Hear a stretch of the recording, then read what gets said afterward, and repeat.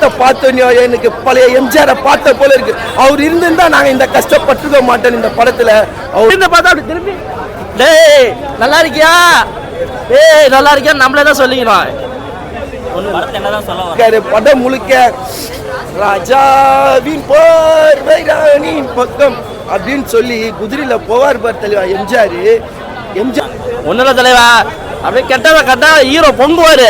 First எல்லாம் வந்து சைடில் வாங்கிப்பாரு, அப்புறம் பொங்குவாரு. அதான் நீரில் பிறக்க வைத்தான் அப்படின்னு ஒரு பாட்டை போட்டு எங்களை எல்லாரும் அழுக வச்சாங்க. அந்த காலத்தில் பாட்டெல்லாம் தலைவா வேற மாதிரி எழுதியிருக்காங்க அந்த பாட்டு. அதனால அவரோட இதெல்லாம் கொஞ்சம் நல்லா இருந்தது ரசிகர் மாதிரி. மற்ற எல்லாமே வந்து சொதப்பன மாதிரி இருக்கு. என்னடா வாவா இந்த பொங்கல் தான் காட்டியிருக்காங்க, இது ஒரு வேற மாதிரி பொங்கியிருக்காரு, அவ்வளோதான் வித்தியாசம், வேற ஒன்றும் இல்லை. ரொம்ப ரொம்ப பிலோ மொக்க படமாக இருக்கு. எனக்கு தெரிஞ்சு இது வந்து ஒர்க் அவுட் ஆகல, படம் வேஸ்ட் தான். என்ன ஜாலியாக இருக்கணும், ஜாலியாக பொங்கலுக்கு வந்தோமா ஜாலியாக பார்த்துணும். இதுக்கு அது கம்பேர் போட்டி தேவையில்லை. அவரு வேலையா நீ நான் 100 ரூபா இருந்தால் போய் வேற ஏதோ சாப்பிட்டுக்கிட்டு ஏதோ வந்திருப்பேன். வேஸ்ட்டாக போச்சு. அது இல்லாமல் ஆன்லைனில் வேற 40 ரூபா வேற ஜிஎஸ்டி வேற இவனுங்க. இதெல்லாம் வேற இதுக்கு ஒரு வேற ட்ராக்கு, இவர் வேற ட்ராக், 4 ஆளுக்கு ஒரு ட்ராக்ல போயிட்டாங்க. அதனால இவரு கூட போட்டி போடுத்தல. பாவம் ஒரு சின்ன இது போல ஒரு ஆக்டர் எல்லாத்தையும் இந்த படத்துல ரீமேக்கா போட்டிருக்காங்க. எங்க கண்ணீரை துடைக்க யார் வருவா? எம்ஜிஆர் தான் வருவார். ஆனா அவர் இப்ப இல்ல. அதுக்கு புதிய எம்ஜிஆர் யாருன்னா வரணும். இந்த 2026ல எங்க கண்ணீரை துடைக்கணும் தலைவா. ஏன்னா அவ்வளோ கஷ்டத்துல இருக்கும். இந்த படம் போக மாட்டாரு, கார்த்தியனை எம்ஜிஆர் போலே போவாரு. அப்படியாப்பட்ட ஒரு படம் தலைவா இது. அறிமுக சூப்பரா சொல்லியிருப்பாங்க. எங்களை காப்பாத்துங்கன்னு ஒரு குரல் கேட்குது, காப்பாற்ற யாரும் வர மாட்டாங்க. எம்ஜிஆர் வரணும், நம்மளுக்கு விடிவு காலம் பிறக்கணும் தலைவா. அப்படியாதான் இந்த படத்துல ஒரு நல்ல மெசேஜை சூப்பரா சொல்லியிருக்காங்க. வந்து பாருங்க தலைவா இந்த படத்தை. இந்த பொங்கலே எம்ஜிஆர் தான் தலைவா. ஒரு படம் வரல, அது நலிவு போயிடுச்சு. அதுக்கு பதில் நம்ம எம்ஜிஆர் வந்துருமையா இருக்கு. சூப்பரா இருக்கு தலைவா படம். வரல தலைவா. ஜனநாயக படத்துக்கு நம்ம அடுத்த படத்தை நம்ம கம்பாரிசன் பண்ணக்கூடாதுண்ணா எந்த படத்துக்கும். இது ஒரு படம், வந்தோமா என்டர்டைன்மெண்ட், ஒரு 2 மணி நேரம் ஜாலியா பார்த்தோமா பொங்கல் என்று எம்ஜிஆர் கெட்டப்ல நடிச்சுக்காரு. நம்பி கெட்டவர் யாரும் இல்லை, என்னை நம்பாத கெட்டவர் யாரும் இல்லை, எம்ஜிஆர் டைலாக் சொன்னாரு நம்ம கார்த்தியனை. அதனால இந்த படம் கண்டிப்பா ஓடணும். நம்பி கெட்டவர் யாரும் இல்லை, எம்ஜிஆர் சொன்ன டைலாக் அவர் சொல்லியிருக்காரு. அருமையா இருக்கணும் இந்த படம், அருமையா இருக்கும். வந்து பாருங்க பொங்கல். அதுவும் பொங்கலோ பொங்கல், மாட்டு பொங்கல் போட்டாங்க. கடல் மேல் பிறக்க வைத்தான் எங்களை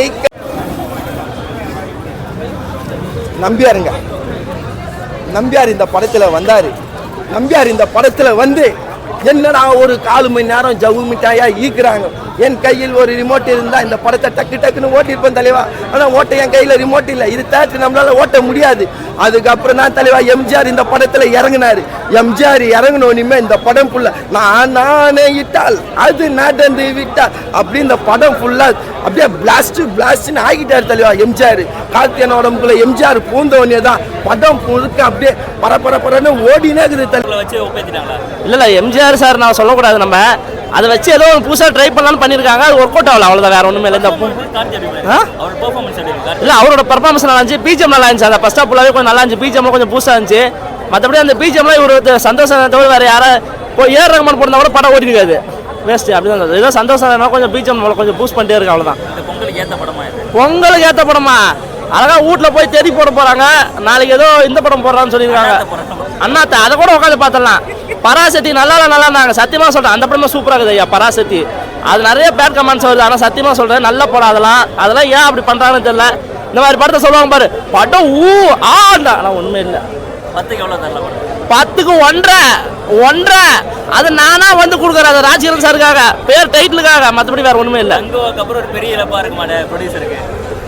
இல்லை அவங்களும் இப்போ கஷ்டப்பட்டு தான் போடுறாங்க. ஒரு 2 ஹவர் நம்ம காசு கொடுத்து பார்க்கணும், இல்லை கொஞ்சமாவது நம்மளை சாட்டிஸ்ஃபைட் பண்ணணும். ஒன்றுமே பண்ணாமல் சும்மா படத்தை வந்து பாருங்கடா எப்படி பார்க்க முடியும்? காசு எங்கள் வீட்டு காசு கேடு 45 ரூபா தண்டா கருமம்.